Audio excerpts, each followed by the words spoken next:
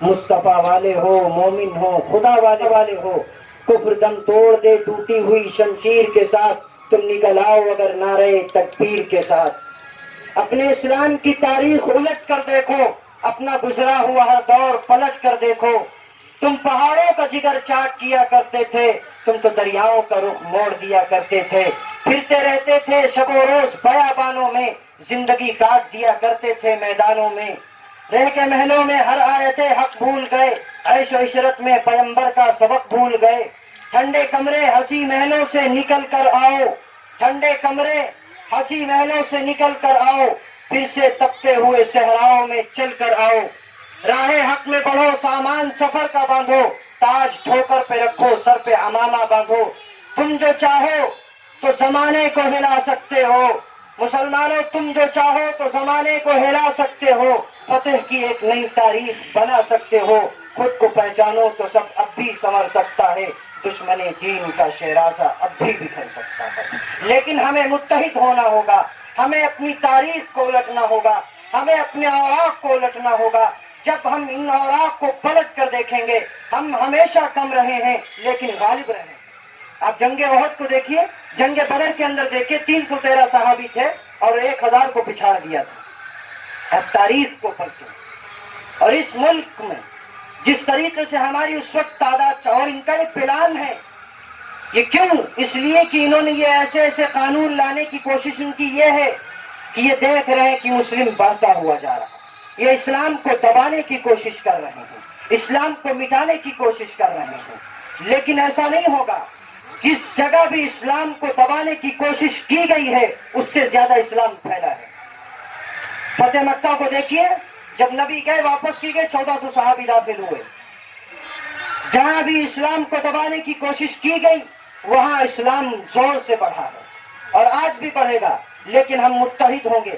جب ہم متحد ہو جائیں گے، ہر جگہ، ملک میں، خالی ملک ہندوستان ہی میں نہیں بلکہ پوری دنیا کے اندر ہر جگہ مسلمانوں کو ظلم و زیادتی کا نشانہ بنایا جا رہا۔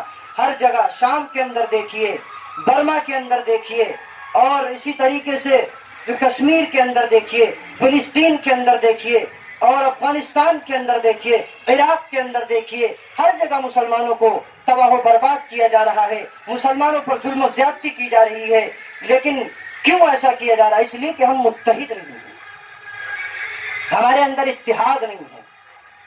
جس دن ہم متحد ہو گئے، جس دن ہم یکجو ہو گئے، تو یاد رکھو پھر کوئی کشمیر کی طرف نگاہ اٹھا کر نہیں دیکھے گا، پھر کوئی شام کی طرف نگاہ اٹھا کر نہیں دیکھے گا، پھر کوئی شامی بچے کی آوازیں، معصوم بچوں کی چیخوں کی آوازیں ہمارے کان تک نہیں آئیں گی۔ جب ہم متحد ہو جائیں گے تو یاد رکھو عراق کے بچوں کی آوازیں ہمارے کان تک نہیں آئے گی، شام کے بچوں کی آواز ہمارے کانوں تک نہیں آئے گی، پھر کوئی ملک ہندوستان کے اندر مسلمانوں کو مٹانے کی کوشش نہیں کرے گا، اس لیے کہ اب یہ ہم سب متحد ہو جائیں گے اور 1.5 ارب امت بن جائیں گے۔ جب ہم یکجو ہو کر ان کے خلاف آواز اٹھائیں گے تو ان کا سکہ پلٹ جائے گا۔ ہمیں متحد ہونا ہے اور ان کے خلاف آواز کو اٹھانا ہوگا۔ تو یہ عزم اور ارادہ کرو اور یہی پیغام دوسروں تک بتاؤ، اور ان کو بتاؤ کہ اس ملک کی آزادی کے لیے ہمارے علماء نے قربانیاں دی ہیں۔ جس طریقے سے یہ مٹانے کی کوششیں کر رہے ہیں ہمارے اسکولی اور کالجی بچے، آپ کسی سے سوال کر لینا کہ بتاؤ ملک کی آزادی کے لیے کس نے قربانیاں دی، وہ صرف یہی چند نام جانتے ہیں: پنڈت جواہر لال نہرو، مہاتما گاندھی، سبھاش چندر بوس، ابوالکلام آزاد۔ ابوالمسلم نام کے علاوہ کوئی نہیں، صرف ابوالکلام آزاد، اس کے علاوہ کوئی نہیں۔ ان چاروں نے نہیں آگا، ان چاروں نے حصہ لیا، لیکن آپ تاریخ الٹو تب آپ کو پتا چلے گا کہ اس ملک کی آزادی کی لڑائی کس نے لڑی ہے۔ سب سے زیادہ اس ملک کا ہمارا حق ہے۔ یہ ہم سے ثبوت مانگ رہے ہیں، ان سے پوچھو کہ تمہارا ثبوت کیا کہ تم اس ملک کے باشندے ہو۔ اس ٹکلے سے پوچھو، یہ کہاں سے دیں گے ثبوت؟ ان کے پاس ثبوت نہیں ہوگا۔ لیکن یہ ہمیں دبانے کی کوشش کر رہے ہیں، لیکن ہمیں ڈرنا نہیں ہے، ہمیں آواز ان کے خلاف بلند کرنی ہوگی۔ آج ہماری مائیں اور بہنیں دلی کے اندر شاہین باغ کو 40 روز سے اس ٹھنڈ کے اندر احتجاج کر رہی، اس قانون کے خلاف، اس کالے قانون کے خلاف احتجاج کر رہی۔ کم سے کم اگر ہم شریک نہیں ہو سکتے ہیں تو اتنا تو ہو سکتا ہے کہ ہم نمازوں کے اندر اپنی ماؤں کے لیے، اپنے جوانوں کے لیے، بچوں اور بچیوں کے لیے دعائیں تو کر سکتے ہیں۔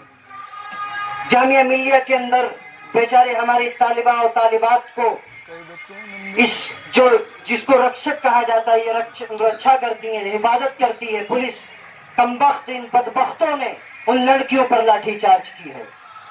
دعا کرو کہ اگر ان کے حق میں ہدایت نہیں تو ان کا ٹکلا پھٹ جائے، ان کو زمین نگل جائے۔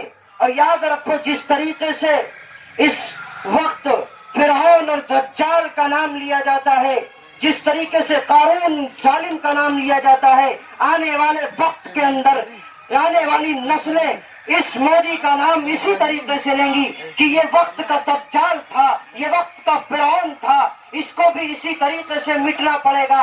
جس طریقے سے فرعون کو زمین نے باہر پھینک دیا تھا، پانی نے باہر پھینکا تھا، آج بھی وہ عجائبات میں سے ایک عجوبہ ہے جو زمین اور آسمان کے درمیان لٹکا ہوا ہے۔ اسی طریقے سے یہ فرعون جو اس کی ذریت ہے، یہ بھی لٹکی ہوئی ہوگی اور انشاءاللہ لٹکے گا، یہ مٹے گا، ضرور مٹے گا۔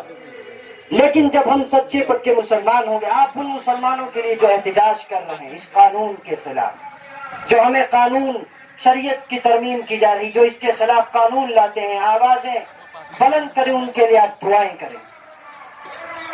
تو اللہ تبارک و تعالی ہمیں کہنے اور سننے سے زیادہ ساری باتوں پر عمل کرنے کی توفیق نصیب فرمائے، اور ہمیں بھی عمل کرنے کی توفیق نصیب فرمائے، اور اللہ ان لوگوں کو ہدایت دے کہ اپنے بچوں کو ہندوستان کی تاریخ سے وابستہ کرائیں۔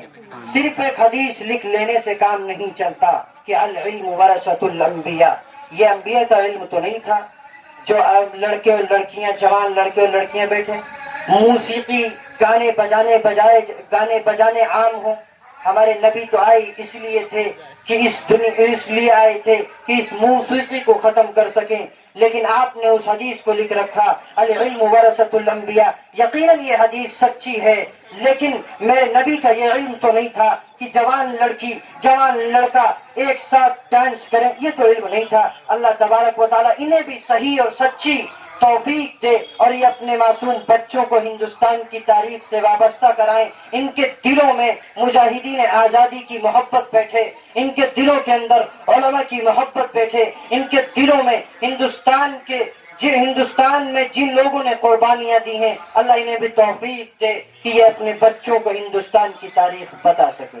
اللہ تبارک و تعالی ہمیں کہنے اور سننے سے زیادہ عمل کی توفیق نصیب فرمائے۔ وآخر دعوانا الحمدللہ رب العالمین۔